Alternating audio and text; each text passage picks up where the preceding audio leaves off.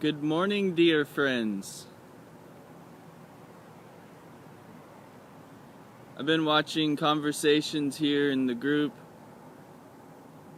and I see people talking about soul and God and all this kind of stuff.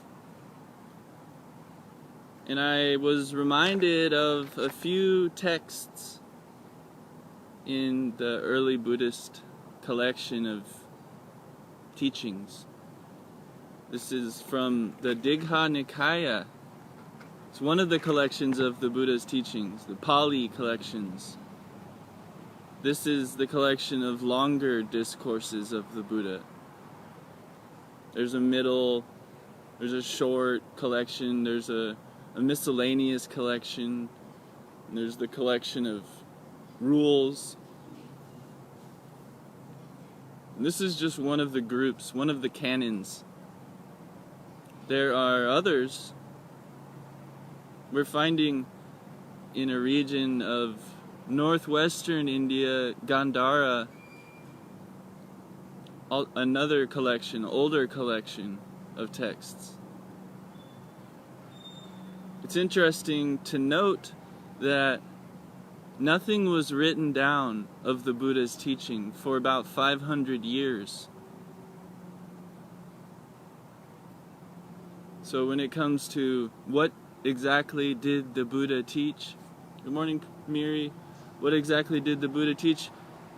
It's kind of up in the air. So this is one of the reasons why we strive to gain some understanding of the whole context. And not only intellectual understanding, but experiential understanding. Study introduces us to many new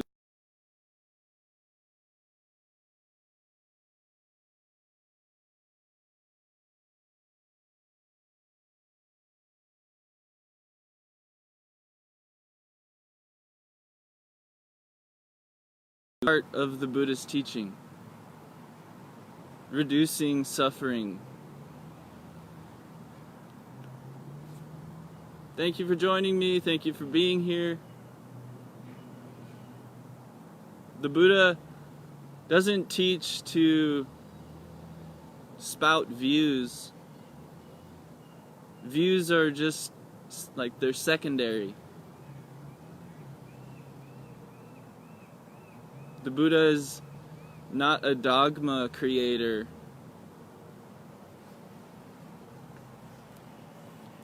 So that's all I'm going to say.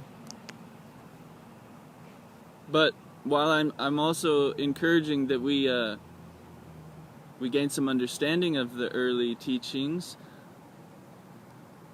it's also important that we recognize that there are many kinds of early teachings, and some of them conflict. Let's not be dogmatic about Buddhism. And this is one of the reasons why Thich Nhat Hanh is a hero of mine. He's so good at this, like presenting views, but not encouraging us to cling too tightly to them. We should practice ourselves and see the value of mindfulness. Okay, this is the Kavadha Sutta, about Kavadha, what Brahma didn't know. Brahma is basically God.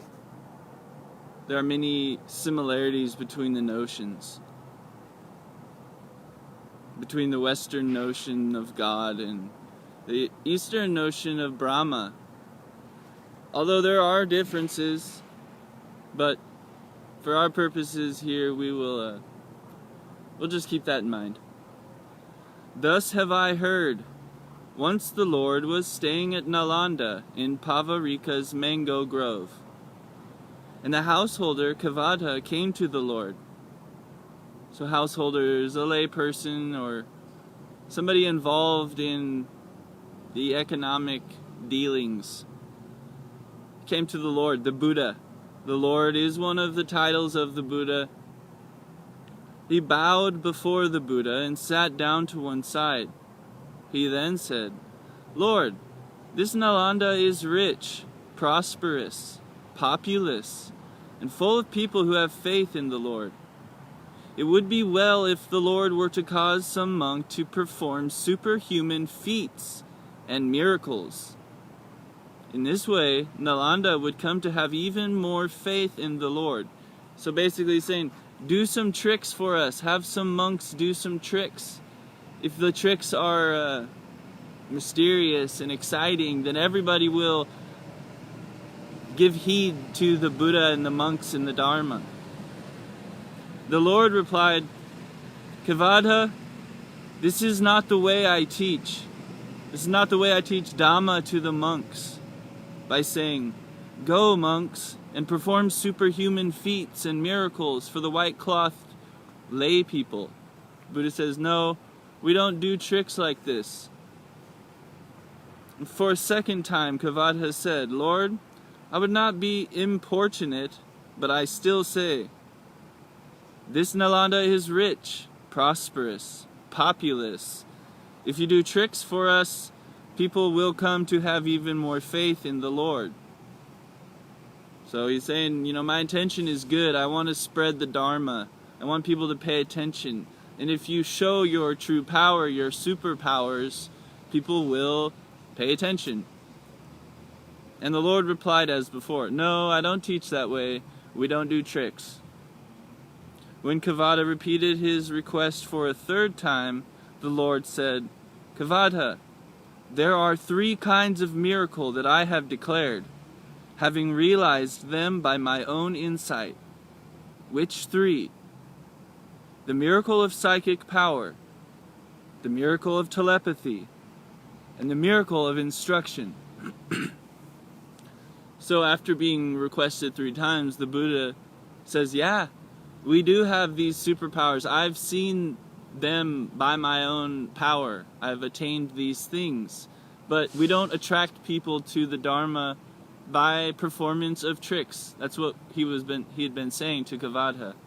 But there is these 3, the miracle of psychic power, the miracle of telepathy, and the miracle of instruction. What is the miracle of psychic power? Here, Kavadha, a monk displays various psychic powers in different ways. Being one, he becomes many. Being many, he becomes one. And there are other descriptors that aren't shared in this sutta. It refers us to the fruits of the homeless life, where these psychic powers are described in more detail. And he travels in the body as far as the Brahma world. Then someone who has faith and trust sees him doing these things. So there are various psychic powers. A monk, the Buddha, the Bodhisattvas can travel as far as the Brahma world. They can go to the realms of the gods. He tells this to someone else who is skeptical and unbelieving, saying, "It is wonderful, sir, it is marvelous, the great power and skill of that wanderer." So somebody sees this wanderer, this monk, this Buddha, display these psychic powers, and then this person goes and tells someone else. And that man, the person they're telling, might say, "Sir, there is something called the Gandhara charm." Oh, it's interesting, I just mentioned Gandhara. There is something called the Gandhara charm. It is by means of this that the monk becomes many. What do you think, Kavadha? Would not a skeptic say that to a believer? He would, Lord. And that is why, Kavadha, seeing the danger of such miracles, I dislike, reject, and despise them. So skeptics will say, "Oh, this is not a miracle, this is the result of some object, some miraculous object." Now we might say it's some kind of technology that this deception is, brought about. And what is the miracle of telepathy? Here, a monk reads the minds of other beings, of other people, reads their mental states, their thoughts and ponderings, and says, "That is how your mind is. That is how it inclines. That is in your heart. Then someone who has faith and trust sees him doing these things. So a wanderer or a monk is able to read the thoughts of others, and somebody witnesses this, and then this witness wants to go tell somebody else, just like in the last example. He tells this to someone else who is skeptical and unbelieving, saying, "It is wonderful, sir, it is marvelous, the great power and skill of that wanderer." And that man might say, "Sir, there is something called the Manika charm. It is by means of this that the monk can read the minds of others. And that is why, seeing the danger of such miracles, I despise them." So again, a witness goes and tells somebody, and then that person they're telling says, "No, there's some kind of technology that wanderer is employing to read the mind. It's not by that monk's power." And so this is why the Buddha doesn't rely on the performance of tricks to bring people to the Dharma. And what is the miracle of instruction? Here, Kavata, a monk gives instruction as follows. Consider in this way. Don't consider in that. Direct your mind in this way, not that way.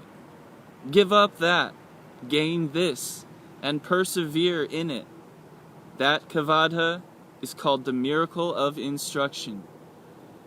And this miracle of instruction is the highest. It's the most awesome kind of superpower. So the Buddha doesn't deny that there are other kinds of superpowers, but he's going to assert that this miracle of instruction is the best. It's what he encourages the monks to display. So again, Kavadha, a Tathagata arises in the world. Tathagata is a title of the Buddhas. It means one who comes from suchness, from the way things are, and returns to suchness, or the way things are. So a person who is what they are, who knows what is, who knows thatness, and lives in thatness, comes from thatness. And thatness, the intrinsic reality, is emptiness, shunyata.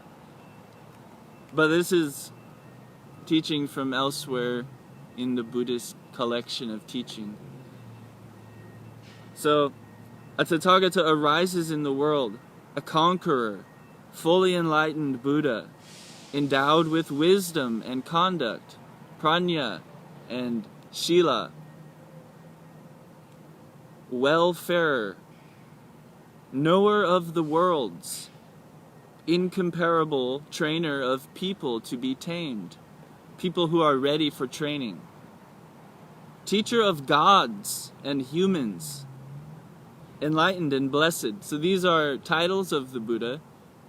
Thich Nhat Hanh explains about these titles in some of his writing. I don't remember exactly from where, but I know I've seen him discuss these titles. And he, or she, having realized it by her own superknowledge, gnosis, direct experiential understanding. It's not intellectual understanding. It's super knowledge. Having realized it by her own gnosis, proclaims this world with its devas, its gods, maras, and brahmas, different kinds of celestial beings, maybe celestial, I don't know, different kinds of non-human, powerful beings, its princes and people. He preaches the Dhamma which is lovely in its beginning, lovely in its middle, lovely in its ending, in the spirit and in the letter, and displays the fully perfected and purified holy life. So this, what we're going through now, is a collection of assertions that appears frequently all throughout this collection of teachings, the collection of longer discourses of the Buddha. Because these teachings were orally transmitted, we see that there are like elements that are rhythmical or patterns that reappear over and over throughout the collection. a disciple goes forth and practices the moralities, the shila, the right conduct, the aspects of right conduct. He guards the sense doors and attains the 4 jhanas, the absorptions. She attains various insights, understanding, prajna. She realizes the 4 noble truths, the eightfold path and the cessation of the corruptions. And she knows there is nothing further here. That Kavada is called the miracle of instruction. And I, Kavada, have experienced these 3 miracles by my own gnosis, by my own direct experience. Once, Kavada, in this order of monks, the thought occurred to a certain monk. I wonder where the 4 great elements, the earth element. Morning, bro. Morning, man. My puppies. Nice. Jules is the nice one. Remy's not. He's protective. He's cool. Have a good day, man. You too. A monk thought, I wonder where the 4 great elements, the earth element, the water element, the fire element, the air element, cease without remainder. And that monk attained to such a state of mental concentration that the way to the Deva realms, the realms of the gods, appeared before him. Then, coming to the realm of the Devas of the 4 great kings, he asked those Devas, friends, where do the 4 great elements, earth, water, fire, and air, cease without remainder? At this question, the Devas of the 4 great kings, so there are different layers or different realms of gods, different collections of gods. Now this is the realm of the 4 great kings. Said to him, Monk, we don't know where the 4 great elements cease without remainder. But the 4 great kings are loftier and wiser than we are. They may know where the 4 great elements cease. So that monk went to the 4 great kings and asked the same question. But they replied, we don't know, but the 33 gods may know. This is another realm. So that monk went to the 33 gods who said, we don't know, but Saka is Indra, the king of the 33. The Lord of the gods may know. Saka, Lord of the gods, said, the Yama Devas may know. Another realm of Devas. The Yama Devas said, Suyama, son of the Devas, may know. Suyama said, the Tusita Devas may know. So they keep passing the buck. They keep saying, oh, those over there, the next layer of Devas, they might know. The Tusita Devas said, the Santushita Devas may know. The Santushita Devas said, the Nimanarati Devas may know. The Nimanarati Devas said, Sunamita, son of the Devas, may know. Sunamita said, the Parinimita Vasavati Devas may know. The Parinimita Vasavati Devas said, Vasavati, son of the Devas, may know. Vasavati, Vasavati said, the Devas of Brahma's retinue may know. So they keep going on and on and on and on. And finally we come to Brahma, the realm of Brahma. Then that monk, by the appropriate concentration, so this kind of samadhi, this kind of meditation, made the way to the Brahma's world appear before him. He went to the Devas of Brahma's retinue and asked them. They said, we don't know, but there is Brahma, great Brahma, the conqueror, the unconquered, the all-seeing, all-powerful, the Lord, the maker and creator, the ruler, appointer and orderer, Father of all that have been and shall be. He is loftier and wiser than we are. He would know where the 4 great elements cease without remainder. So this is why I say that Brahma is similar to many Western, modern people's notion of God. That description there. And where, friends, is this great Brahma now? Monk, we do not know when, how, and where Brahma will appear. But when the signs are seen, when a light appears and a radiance shines forth, then Brahma will appear. Such signs are an indication that he will appear. Then it was not long before the great Brahma appeared, and that monk went up to him and said, Friend, where do the four great elements, earth, water, fire, air, cease without remainder? To which the great Brahma replied, Monk, I am Brahma, great Brahma, the conqueror, the unconquered, the all-seeing, all-powerful, the Lord, the maker and creator, the ruler, appointer and orderer, Father of all that have been and shall be. So he's asked a question, and instead of answering the question, he reasserts, like, I'm the best, I'm the king of everything. It's like a monk has gone to Jehovah, or modern people's notions of Jehovah. And instead of answering the question, this God just says, I'm the best. A second time the monk said, Friend, I did not ask if you are Brahma, great Brahma. I asked you where the four great elements cease without remainder. And a second time the great Brahma replied as before. And a third time the monk said, Friend, I did not ask you that. I asked where the four great elements, earth, water, fire, air, cease without remainder. Then Kavadha, the great Brahma, took that monk by the arm, led him aside, away from the other gods, and said, Monk, these devas believe there is nothing Brahma does not see. There is nothing he does not know. There is nothing he is unaware of. That is why I did not speak in front of them. But, monk, I do not know where the four great elements cease without remainder. So this is the whole point. This is why I wanted to share this sutta, this interaction here. But the intro has a bunch of other stuff. But this interaction here is the piece. So the Brahma doesn't know. He's telling the monk. He led him aside, away from the other gods, and lets him in on the secret. Like, I don't know where the four great elements cease without remainder. And therefore, monk, you have acted wrongly.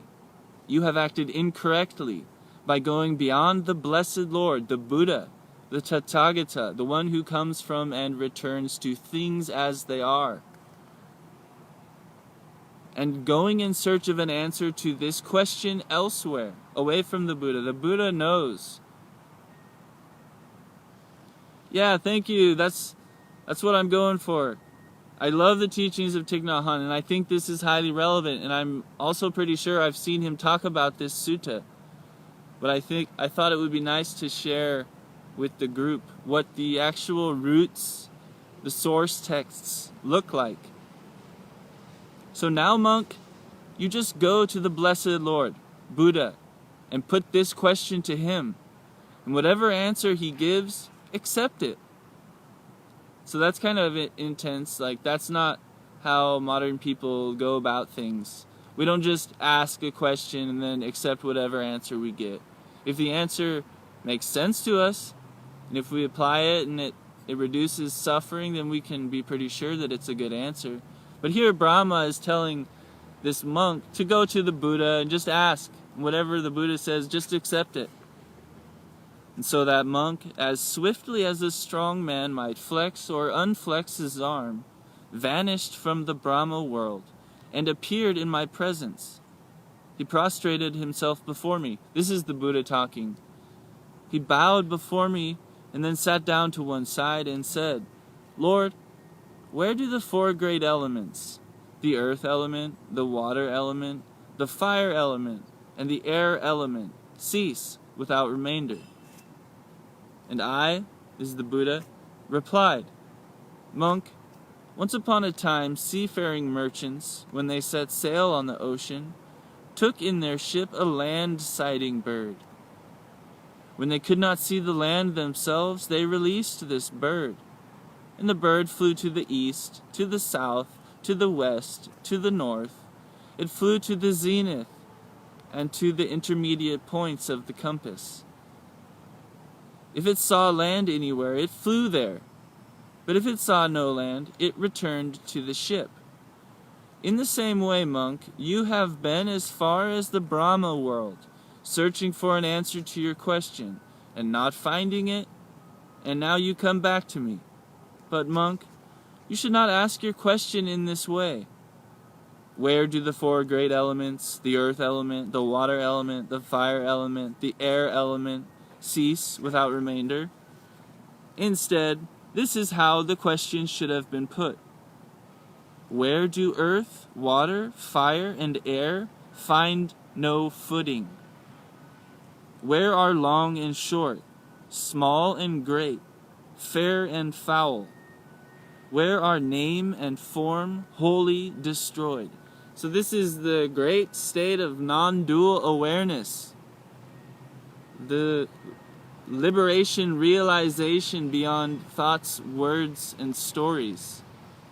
And so then the Buddha replies, the answer is where consciousness is signless. So Thich Nhat Hanh often teaches about this signlessness.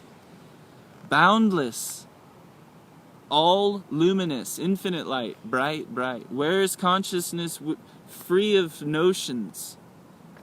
That's where earth, water, fire, and air find no footing. There, both long and short, small and great, fair and foul, there, name and form are wholly destroyed. With the cessation of consciousness, this is all destroyed.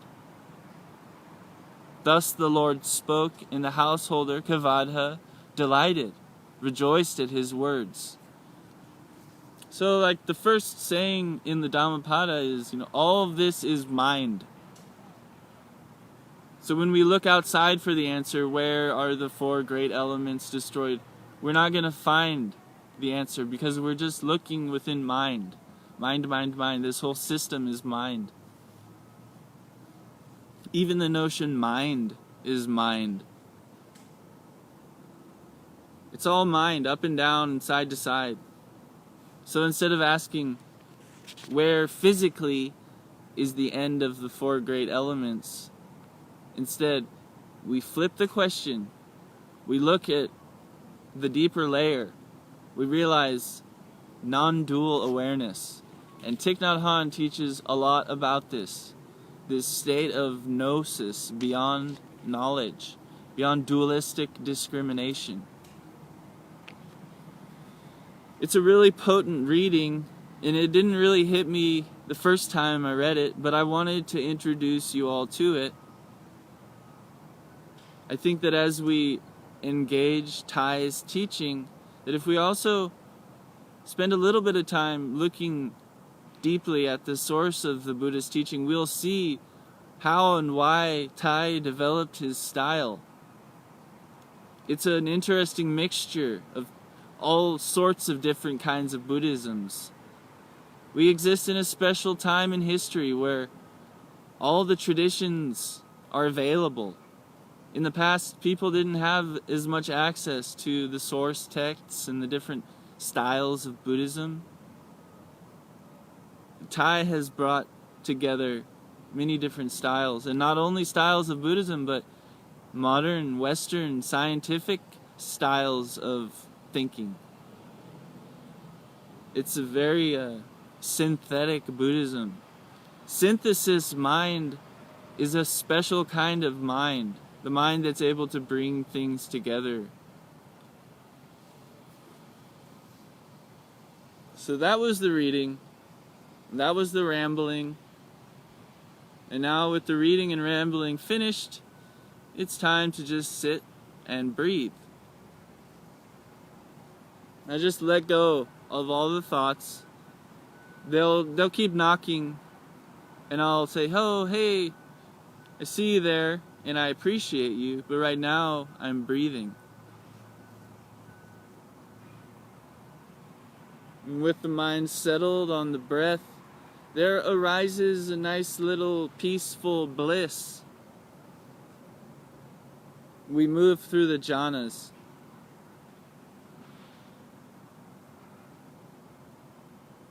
So breathing in, I know I'm breathing in. And breathing out, I know I'm breathing out. In and out.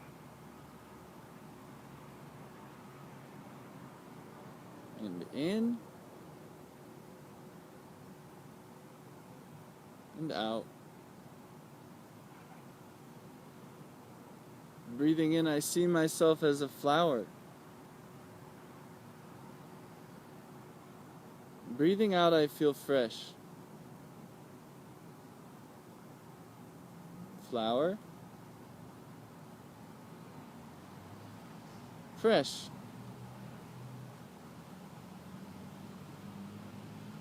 Flower.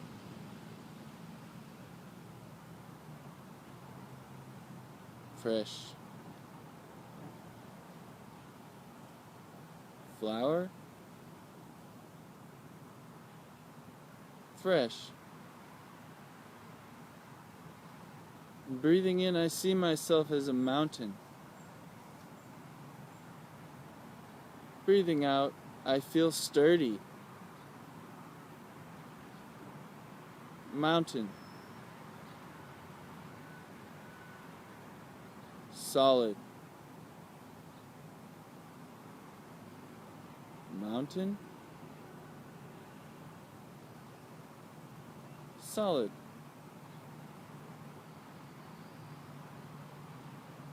Mountain. Solid.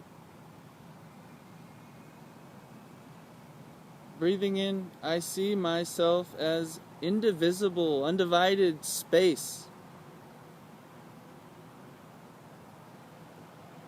Breathing out, I feel open.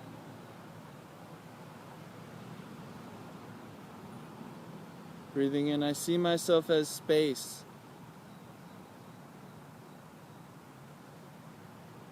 Breathing out, I see great potential. Space.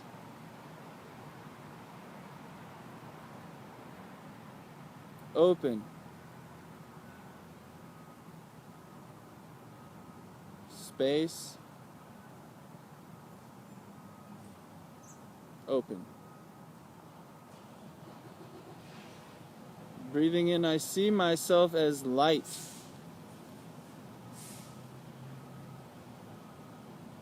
Breathing out, I feel bright. Light.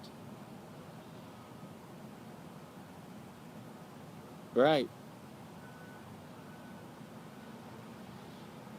Light. Bright. Breathing in, I know I am breathing in.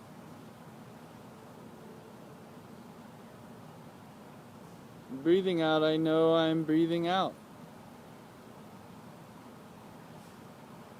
In and out. And in and out. And then we just repeat. Thoughts and emotions and perceptions arise. But they're all just mindfulness bells,